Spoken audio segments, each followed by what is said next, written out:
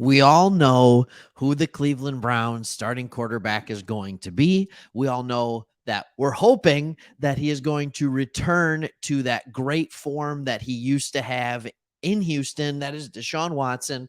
But is there a new quarterback in town that is pushing to be the backup? Now, Browns fans, if you're anything like Lions fans, and I know you are, there were many years where the favorite player on the team is the backup quarterback. Now, get out of here with that. You have DeShaun Watson. This is like the Detroit Lions, Matthew Stafford years. He's a good quarterback. He's got a huge guaranteed contract, but it doesn't mean you can't be excited about your backup and the potential in the future for him. So I just want to take a second and talk about Dorian Thompson-Robinson, give you my evaluation of him, and then talk about what we're actually seeing from him out of, what OTAs and rookie mini camp and all that kind of stuff, and why you need to be and should be excited to watch him this preseason and during training camp, which is only a couple weeks away. So let's look at that. So first off, you need to know I fell in love with this guy. I fell in love with Dorian Thompson-Robinson. I liked him almost as much as Hendon Hooker. I know that sounds weird. I think part of it is just that, he's not that much younger. I think he's about half a year younger. But also he wasn't hurt. And I just thought he was a good dual threat quarterback. And I thought if he was playing at Tennessee, could have been putting up very similar numbers. Dorian Thompson-Robinson was not an NFL quarterback 2 years ago, but last year he had a senior season that was really, really good. He was a guy that went from a career 60% completion percentage guy to a 69.6 completion percentage in the same offense. This is all Chip Kelly offense. And he went from a guy who threw for about, in his senior year, his first senior year, 2,400 yards to throwing for almost 3,200 yards. And he just did it because he was more efficient. He didn't turn the ball over that much, 27 touchdowns to 10 interceptions. Not terrible in college when you're playing 13 games. But he just improved greatly with his accuracy with the football. The running skills were always there. They were always there, but even those improved his last year. His last 2 years, he ran for 609 and 645 yards. But it was, yes, there were design runs. Of course, there were design runs. You know the offense he played in. But Chip Kelly has always said this. We want a quarterback who can throw well first and run second.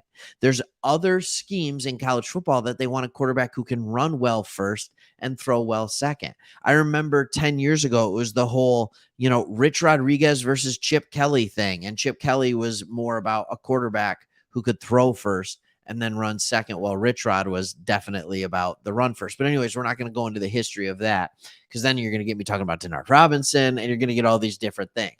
But Dorian Thompson-Robinson graded out pretty well. He graded out pretty well. And the thing is he did all this improvement last year. He had a better completion percentage. And in case you're wondering, a lot of dump off passes, things like that, his yards per attempt were the same. So he threw the ball 100 more times exactly, but his efficiency went up and it skyrocketed. This is a big deal. And this is why you should be excited. But if you're not excited about that, let's talk about what he's saying. All right. He said, I'm going through the whole practice. Teams early June mini camp. I'm a lot more comfortable with the ball in my hand instead of repping in the air. So that's what I have to do. I'm locked in the whole practice. I'm not overtaking water breaks. Hey, dude, stay hydrated. All right. But anyways, I'm not talking to people. He said, I'm making sure I'm locked in on the whole practice, every call, just trying to see things as I would if I was in on that play. He has the right attitude. He went on to say, I'm trying to get acclimated as fast as I possibly can. The main emphasis of the spring was just to learn, just be a rookie who has to learn everything. So I tried to take that approach and embrace the approach. It's something I've never done before or had to do. I've been thrown in the fire previously, but here there are no immediate expectations. Just come in, learn the system, taking everything I can from the guys who are already here and play catch up and try and stay consistent. Look, he's got a veteran quarterback, DeShaun Watson, in front of him, tons of guaranteed money. He is now your starter. He's not your starter. The question is, can he be the backup? That's the question that you have to ask yourself, because Josh Dobbs is okay. Josh Dobbs spent time with the Lions. I've seen Dobbs in a lot of different places. I think he was in Tennessee for a while last year. Dobbs is who he is. And what he is a bottom half backup quarterback. That's what he is. He's not a third quarterback necessarily, but if he's your primary backup quarterback, your backup quarterback situation needs an improvement. So you want Thompson Robinson to be able to come in and take that job. The question is, can he do it in his rookie year coming from a system that's so much different? But look at these 4 quarterbacks: DeShaun Watson, Thompson Robinson, Josh Dobbs, and Kellen Mond. Notice anything? They are all mobile quarterbacks who are throw first guys. And that is a good thing. That's a good thing.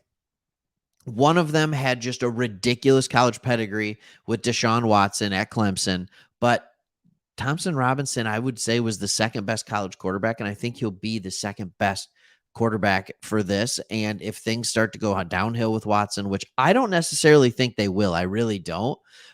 Usually superstars don't just forget how to be superstars. And if he has a bad year this year, look out, because it's more of a mental thing. It's not a physical ability thing. Then you hopefully have something in the future. This was my sleeper quarterback of the draft. I thought he had the ability, if put in the right situation with the right people around him, I thought he had the ability to be a starting level quarterback in this league. Things have to break right. They have to break the correct way, because truth be told, he's not ready yet, and he's already almost 24 years old. So yes, that has to be in consideration. But Cleveland Browns fans, this preseason, let's watch and see what he's doing. What do the reads look like? How quick is he getting off his primary receiver? Is he just reading one side of the field, or is he scanning the whole field? Is he got that internal clock in his head where he's getting ready to get out of the pocket? Is he throwing the ball away, or is he just running it over and over and over again? Is he having players, wide receivers, that are running wide open, but he decides that he's going to tuck and run anyway? Those are the things that can help you determine how quickly he has a grasp of the offense. Because if he just relies on his legs over and over and over again, that can get him by for a short period of time. But how quick is he actually grasping the offense? It would be awesome if he was week 1 of the season, your backup quarterback. That's the high end. Low end is he takes it over somewhere in the middle of the season. And then you guys can be pretty confident that you have a pretty good backup quarterback situation, because Dobbs is not bad. So there you go. That's my thoughts. You got a good backup quarterback, and there's now a new QB in play for the Cleveland Browns. We'll see you on the next one. Can't wait for the season.